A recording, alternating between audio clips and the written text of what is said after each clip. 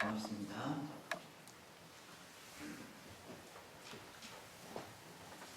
오늘 우리는 부활주의를 맞이하였습니다. 부활은 우리 기독교 신앙의 핵심으로 죽음에서 다시 살아나는 것을 의미하는 말입니다. 그런데 이 죽음에서 다시 살아나는 것을 생각할 때 그 일은 우리 인간의 이성으로 도저히 믿을 수 없는 일입니다. 그렇지 않습니까? 때로 잡지나 뉴스 매체를 통해 죽었다가 살아난 사람들에 대한 기사가 한 번씩 실리기는 하지만 그런 경우는 아마도 대부분이 잠시 동안의 심정지나 성경적으로 인정하지는 않지만 임사체험이라고 하는 죽음의 문턱에서 사후 세계를 본다는 경우가 아닌가 합니다. 이 죽음에서 다시 살아나는 일은 믿을 수 없는 일이고 있을 수도 없는 일이라는 것입니다. 하지만 성경은 믿을 수도 있을 수도 없는 부활 사건을 여러 부분 기록하고 있기도 한데요. 먼저는 구약을 통해 엘리야 선지자가 사르밧 과부의 아들을 살린 일입니다.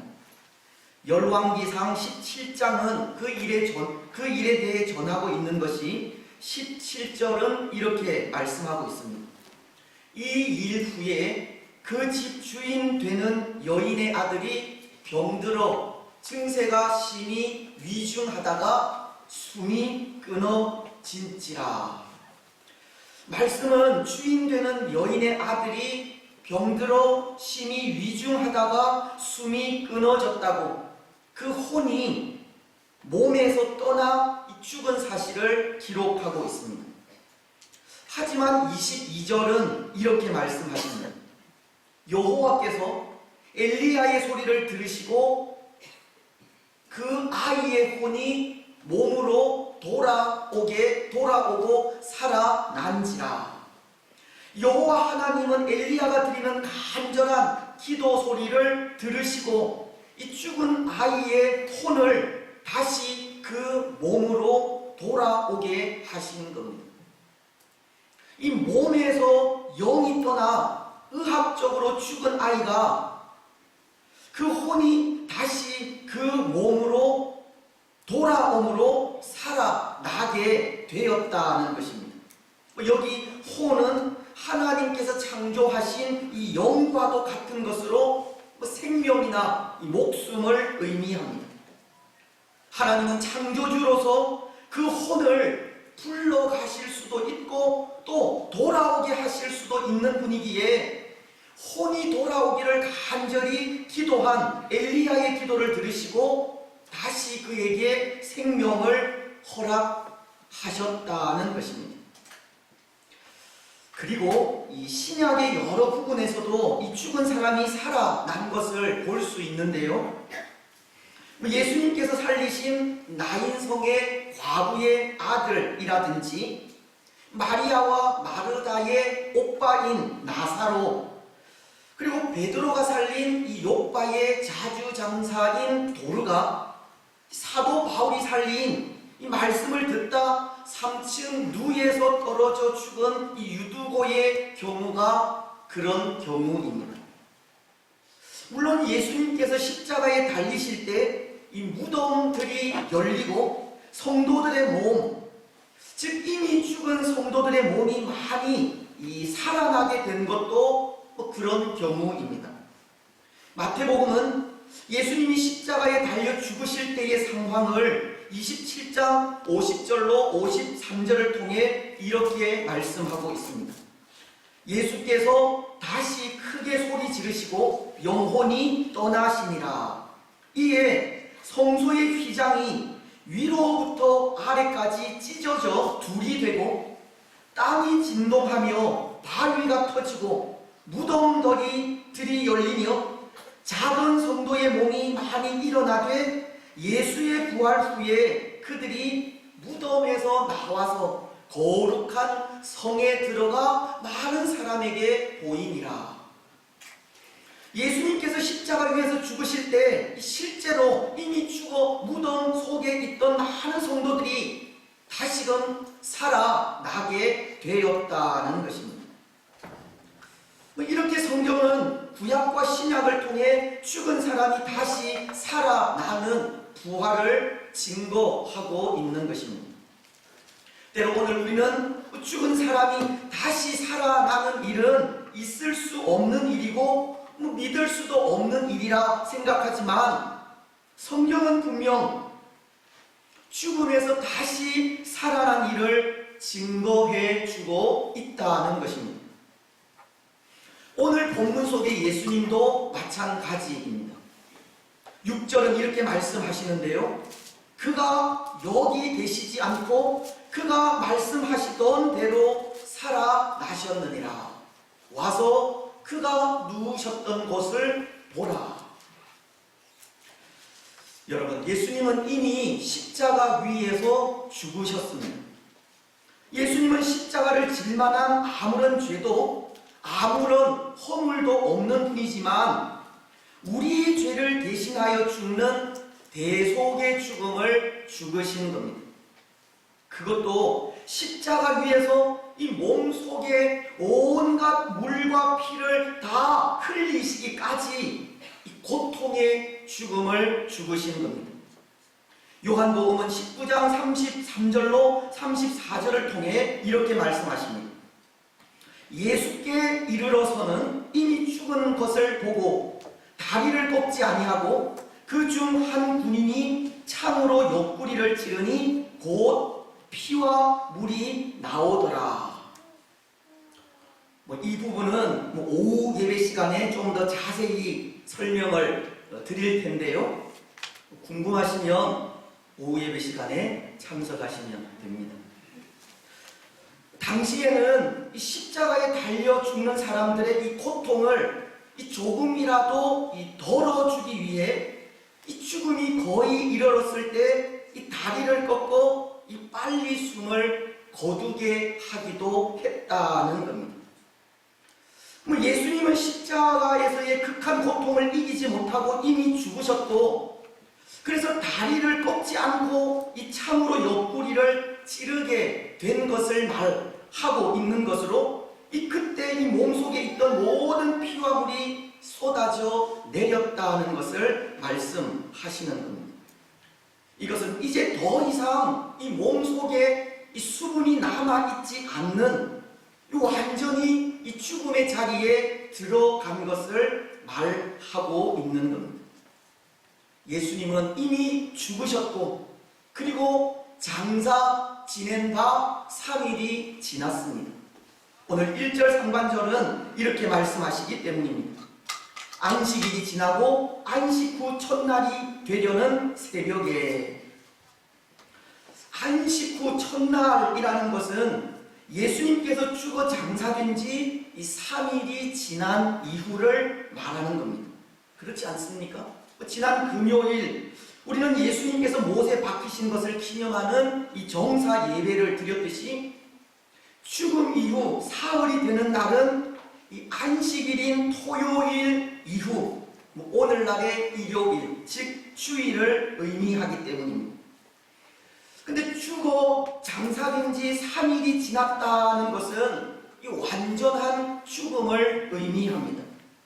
오늘 우리도 장례를 치르면서 이 3일장을 하는 것이 믿지 않는 사람들은 흔히 말하는 이 저승으로 가서 다시 이승으로 되돌아오는 시간이 3일 걸린다고, 저승에서 다시 이승으로 돌아오기를 기다리는 마음에서 3일장을 한다고 하지만 사실은 이 3일이 가사 상태로서 죽음에서 다시 살아날 수 있는 시간이 3일이고 그 3일의 가능성을 위하여 이 3일장을 하게 되는 겁니다.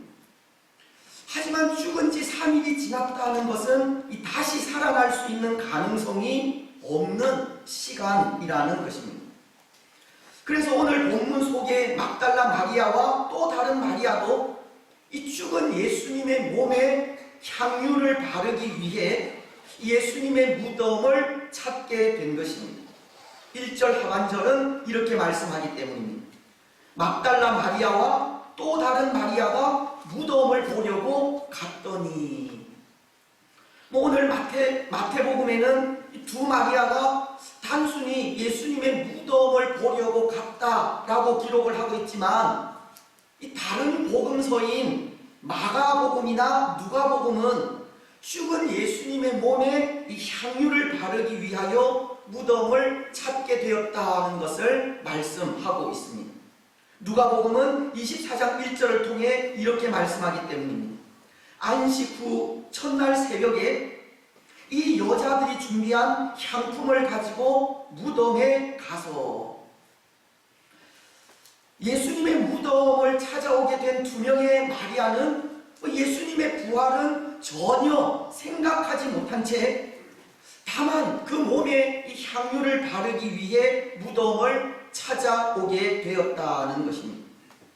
예수님은 죽으신 것이고 살아날 가능성은 없는 겁니다.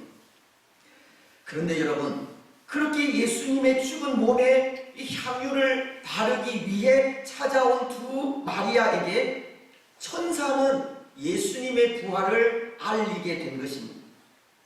6절을 다시 보시면 이렇게 말씀합니다. 그가 여기 계시지 않고 그가 말씀하시던 대로 살아나셨느니라. 와서 그가 누우셨던 곳을 보라. 사실 이 부분도 구약 신약 다른 부분에는 없는 그런 부분인데요. 죽어서 이미 장사된 지 3일이나 지난 예수님이 생전에 그가 말씀하신 그대로 살아나셨다라고 하는 겁니다. 정말 있을 수도 믿을 수도 없는 일이 일어나게 된 것입니다. 그야말로 초자연적인 일이 일어나게 되었다는 겁니다. 그래서 마태는 오늘 2절을 통해 이렇게 말씀하고 있는 겁니다. 큰 지진이 나며 주의 천사가 하늘로부터 내려와 돌을 굴러내고 그 위에 앉았는데, 여러분 여기 이 부분도 마태복음에만 기록된 부분입니다. 마태는 두 명의 마리아가 찾아왔을 때 예수님의 부활과 큰 지진이 일어난 상황을 함께 언급을 하면서 이 일은 초자연적인 사건임을 말하고 있는 겁니다. 그렇습니다. 오늘 다른 복음서에는 없는 사실을 마태가 기록한 것은 마태 나름의 의도를 가지고 기록한 것으로, 마태는 예수님의 부활 사건은 하나님의 임재와 능력으로 말미암은 이 초자연적인 사건임을 말하기 위해서입니다. 하나님의 능력으로 있을 수도 믿을 수도 없는 일을 이루었다는 겁니다. 예수님의 부활은 전적으로 하나님의 능력으로 인해서라는 겁니다. 사랑하는 여러분, 예수님은 부활하셨습니다. 죽음에서 다시 살아나셨습니다. 그것도 하나님의 능력으로 부활하셨고, 천사의 말대로 생전에 예수님이 말씀하신 그대로 부활하셨습니다. 여러분, 예수님은 생전에 그의 제자들에게 예수님의 고난과 부활을 자주 언급하시지 않았습니까? 마태복음에는 16장 21절 말씀과 17장 9절 말씀, 그리고 20장 19절 말씀과 26장 32절 말씀을 통해 말씀하셨는데요. 그 중에 한 부분인 16장 21절은 이렇게 말씀하십니다. 이때로부터 예수 그리스도께서 자기가 예루살렘에 올라가 장로들과 대제사장들과 서기관들에게 많은 고난을 받고 죽임을 당하고 제3일에 살아나야 할 것을 제자들에게 비로소 나타내시니, 예수님께서 예언하신 그대로 죽음 이후 3일 만에 다시 살아나신 겁니다. 마태가 이 일을 전적으로 하나님의 임재와 능력으로 말미암은 초자연적인 사건임을 강조하고 있듯, 예수님은 전능하신 창조주 하나님의 능력으로 이 죽음에서 다시 살아나게 된 것입니다. 여러분, 오늘 우리는 그것이 믿어지십니까? 예수님의 부활이 믿어지고 예수님의 부활이 하나님의 능력으로 인해서인 것이 믿어지십니까? 예수님의 부활을 우리 눈으로 보셨습니까? 오늘 두 명의 마리아는 이 천사로부터 예수님께서 부활하셨다는 기쁨의 소식을 듣고 그 소식을 제자들에게 알리기 위해 가다가 부활하신 예수님을 만나게 되는데요. 9절은 이렇게 말씀하기 때문입니다. 예수께서 그들을 만나 이르시되 평안하냐 하시거늘 여자들이 나아가 그 발을 붙잡고 경배하니. 오늘 우리도 예수님의 부활이 믿어지고 두 명의 마리아가 부활하신 예수님을 만난 사실이 믿어지며 오늘 우리도 부활하신 예수님을 만났느냐는 것입니다. 사도 바울은 예수님의 부활을 보고 믿고 이렇게 고백하고 있습니다. 고린도전서 15장 3절로 8절 말씀은 내가 받은 것을 먼저 너희에게 전하였노니 이는 성경대로 그리스도께서 우리 죄를 위하여 죽으시고 장사 지낸 바 되셨다가 성경대로 사흘 만에 다시 살아나사 게바에게 보이시고 후에 12 제자에게와 그 후에 500여 형제에게 일시에 보이셨나니 그 중에 지금까지 대다수는 살아있고 또 어떤 사람은 잠들었으며 그 후에 야고보에게 보이셨으며 그 후에 모든 사도에게와 맨 나중에 만삭되지 못하여 난 자 같은 내게도 보이셨느니라. 바울은 수많은 사람들과 제자들이 예수님의 부활을 목격하였고 나도 보았다고 예수님의 부활을 믿고 본 그 사실을 증언하고 있는 겁니다. 그리고는 고린도전서 15장 2절을 통해 이렇게 말씀을 하십니다. 너희가 만일 내가 전한 그 말을 굳게 지키고 헛되이 믿지 아니하였으면 그로 말미암아 구원을 받으리라. 바울은 구원이 바로 예수님의 십자가와 부활을 믿는 믿음에 있다는 것을 가르치고 있는 겁니다. 여기 내가 전한 그 말이라는 것은 앞서 그가 목격한 예수님의 부활 사건을 의미하는 것으로 예수님의 십자가와 부활을 믿고 그 믿음 안에 거하면 구원을 받게 된다는 것을 가르치고 있습니다. 다시 말씀을 드리면 오늘 우리 기독교 신앙의 핵심은 십자가와 부활이라는 것이고 예수님의 십자가와 부활을 믿는 믿음에 우리의 구원이 있다는 겁니다.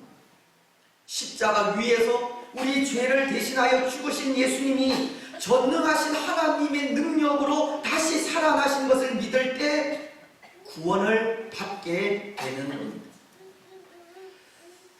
사랑하는 여러분, 부활신앙은 우리 기독교 신앙의 핵심입니다.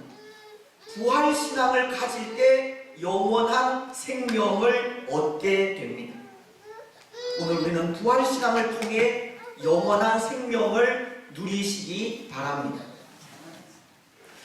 그런데 여러분, 오늘 우리는 이 예수님의 부활이 이 성경에 기록된 여러 부활 사건과는 이 다른 성격의 부활임을 알아야 하는데요. 저는 비록 앞선 서론을 통해 이 성경에 기록된 몇몇 부활 사건에 대해 말씀을 드렸고 예수님 역시도 죽음에서 부활하신 것을 말씀을 드렸지만 이 예수님의 부활 사건은 성경에 기록된 다른 여러 부활 사건과는 그 성격이 다르다는 것입니다. 어떤 면에서 죽음에서 다시 살아난 것에 있어서는 그 성격이 동일하게 여겨질지 모르지만 그 죽음과 부활을 생각할 때 그것은 전혀 다른 차원의 죽음과 부활을 말씀하고 있는 겁니다. 먼저 이 성경에 기록된 여러 경우의 부활 사건은 이런 의미가 있습니다. 그 중에 하나인 엘리야가 살린 사르밧 과부의 아들의 경우는 하나님은 우리 인생을 주관하시는 분으로 하나님의 손에 우리 인생의 생명이 달려있음을 가르치고 있습니다. 이 사르밧 여인의 아들이 중한 병이 들어 심히 위중한 상태에 있다가 그 숨이 끊어지게 된 것은 하나님이 창조하신 혼이 이 몸을 떠난 상태를 말하는 것이지만 이 엘리야의 기도로 몸에서 떠난 혼이 다시 돌아오게 된 것이 혼을 불러가기도 하시고 다시 돌려보내기도 하시는 분이 창조주이신 하나님이심을 말하는 것이듯 우리 사람의 생명은 하나님의 손에 달려 있다는 것입니다. 그래서 신명기서는 32장 39절을 통해 이렇게 말씀하십니다. 이제는 나 곧 내가 그인 줄 알라. 나 외에는 신이 없도다. 나는 죽이기도 하며 살리기도 하며 상하게도 하며 낫게도 하나니 내 손에서 능히 빼앗을 자가 없도다. 하나님은 우리 인생을 창조하신 분으로 우리 인생에 죽고 사는 것이 하나님께 있다는 것을 말씀하시는 겁니다. 사르밧 과부의 아들이 다시 살아나게 된 것은 우리 사람의 생명이 하나님께 있고 하나님께서 주관하시며 하나님께서 다스리신다는 것을 가르치는 겁니다. 여러분, 오늘 우리 생명은 하나님께서 주관하십니다. 하나님은 우리를 살리기도 하시고 죽이기도 하십니다. 오늘 우리는 생명을 주관하시는 하나님 앞에 우리 생명을 맡기고 겸손하게 그의 인도하심을 소망하며 나아갈 뿐입니다. 생명을 살리기도 하시고 죽이기도 하시는 하나님 앞에 우리의 생명을 드리며 하나님께서 주신 생명, 하나님께서 선하게 사용하시기를 소원하며 나아갈 뿐이라는 것입니다. 여러분, 오늘 우리는 우리의 생명이 우리에게 있는 것이 아니라 하나님께 있음을 고백하면서 하나님께서 선히 사용하시기를 소망하시기 바랍니다. 그리고 또 하나, 예수님께서 살리신 나인성의 과부의 아들이나 나사로의 부활이 전하는 의미도 있는데요. 그것은 예수님이 메시아이시고 하나님의 아들이심을 나타내기 위한 것입니다. 예수님은 메시아로서 하나님의 아들이심을 나타내기 위해 이 죽은 자를 살리게 되었다는 것입니다. 그래서 우리는 예수님께서 병든 자를 고치시거나 죽은 자를 살리시는 이적을 행하는 것을 보면서 그것을 표적이라고 하지 않습니까? 예수님께서 행하신 기적들은 예수님이 메시아이시요 하나님의 아들이심을 증거하는 이 표가 된다는 뜻입니다. 누가복음이 4장 18절로 19절을 통해 그것을 가르치고 있는데요. 예수님은 선지자인 이사야의 글을 인용하시면서 이렇게 말씀하시기 때문입니다. 주의 성령이 내게 임하셨으니 이는 가난한 자에게 복음을 전하게 하시려고 내게 기름을 부으시고 나를 보내사 포로된 자에게 자유를, 눈먼 자에게 다시 보게 함을 전파하며 눌린 자를 자유롭게 하고 주의 은혜의 해를 전파하게 하려 하심이라 하였더라. 예수님은 장차 메시아가 오셔서 하실 일을 말씀하신 이사야 선지자의 글을 인용하시면서 이사야 선지자가 예언하신 그 일을 예수님께서 하실 것이라고 하면서 예수님이 메시아이시오 하나님의 아들이심을 말씀하신 겁니다. 예수님께서 행하신 기적들은 그것을 통해 예수님이 메시아이시요 하나님의 아들이심을 나타내려 한 것입니다. 또한 베드로나 바울이 살린 이 자주장사인 도르가나 유두고의 경우도 그 의미가 있는 것이, 이들이 행한 기적은 예수님이 하나님의 아들이심을 전하려 한 것에 있기 때문입니다. 예수님의 제자들로서 이들이 행한 기적은 그 일을 통해 예수님을 전하여 믿게 하려 한 것이 그 목적이었다는 것입니다. 사도행전 9장 41절로 42절은 이렇게 말씀하십니다. 베드로가 손을 내밀어 일으키고 성도들과 과부들을 불러들여 그가 살아난 것을 보이니 온 요파 사람이 알고 많은 사람이 주를 믿더라. 자주장사인 도르가가 죽음에서 다시 살아나게 되었을 때 많은 사람이 알고 주를 믿더라라고, 사도들이 행한 기적은 이적이라고도 하면서 그것을 통해 예수님이 하나님의 아들이시요 메시아이심을 믿게 하려 한 목적이 있다는 것입니다. 때로 오늘날 이 믿음의 기도로 중한 질병이 고침을 받게 되는 경우도 있는데요, 바로 이와 같은 경우입니다. 그 일을 통해서 사람의 능력을 나타내는 것이 아니라 그 일은 하나님께서 사람을 통해 능력을 나타내신 일로 그 일을 통해 예수님을 믿게 하려 하는 목적이 있다는 것입니다. 여러분, 때로 오늘 우리 주위에도 예수님께로 돌아와야 할 분들이 있으리라 생각합니다. 하나님의 능력이 어떻게 역사하든 그분들이 하나님의 능력으로 주께로 돌아오기를 기도하시기 바랍니다. 여러분, 그렇다면 이런 표적이나 이적을 통해 일어난 부활과 예수님의 부활이 어떻게 차이가 나겠습니까? 때로 표적이나 이적을 통해 나타난 부활은 그것을 통해 생명을 주관하시는 분이 하나님이심을 가르친다든지, 예수님이 하나님의 아들이시요 메시아이심을 나타내는 것이든지, 예수님이 하나님의 아들이심을 믿게 하려고 하는 목적이 있다면 예수님의 부활은 어떤 의미가 있겠느냐는 것입니다. 예수님의 부활은 곧 오늘 우리의 부활로 우리 역시도 이 부활의 영광에 참여하게 된다는 것에 그 의의가 있습니다. 고린도전서는 15장 20절로 21절을 통해 이렇게 말씀하십니다. 그러나 이제 그리스도께서 죽은 자 가운데서 다시 살아나사 잠자는 자들의 첫 열매가 되셨도다.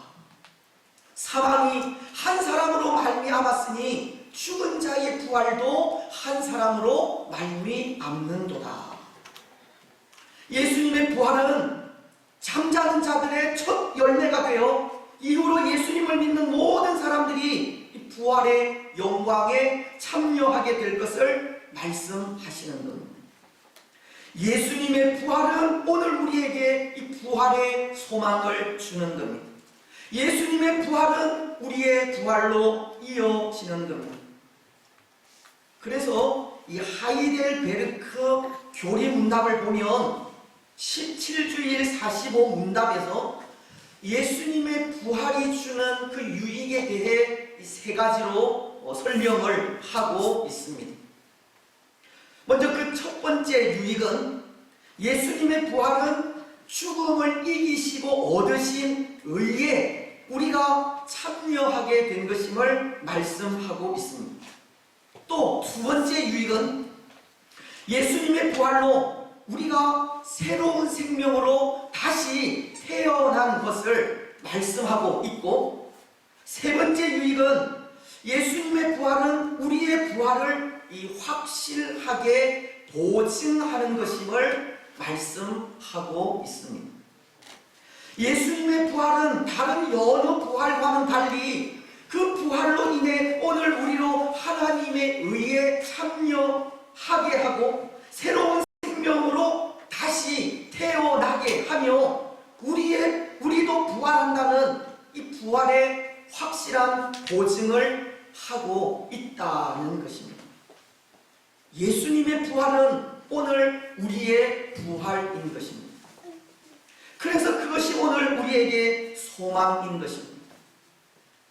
사랑하는 여러분, 예수님의 부활은 우리의 부활입니다. 그 부활이 오늘 우리에게 소망의 삶을 살게 합니다. 때로 오늘 이 시대는 소망을 주는 시대가 아니라 소망을 잃어버리게 하는 시대이고, 소망으로 살아가는 시대가 아니라 아무런 소망 없이 살아가는 시대이기는 하지만, 그럼에도 부활을 생각할 때 그것이 우리에게 소망이 되지 않을 수 없는 것입니다.